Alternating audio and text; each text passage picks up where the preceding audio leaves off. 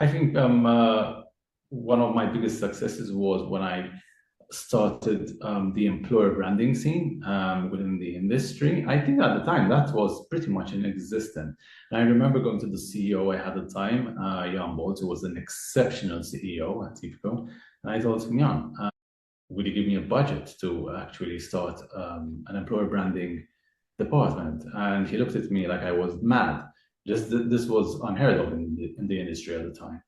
And I told him, no, I actually want to push forward this project because I believe the only way we can become a hugely successful company is by getting the best talent. I mean, you're only as good as your people, right? So I did that unofficially for quite a few years. I think about it was 3 or 4 years.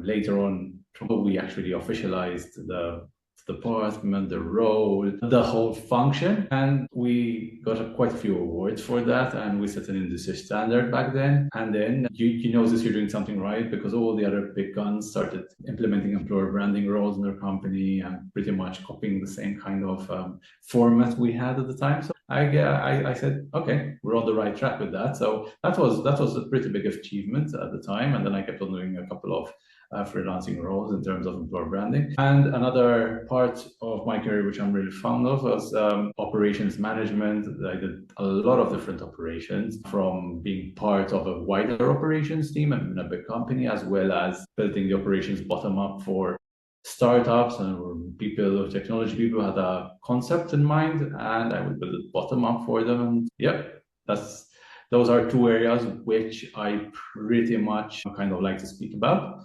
And yeah, and I guess the way forward in my career is trying to put the two together, which is operations and human resources. Perhaps I didn't focus too much on human resources as a main role for me throughout my time, but that's something perhaps which I'm looking into right now.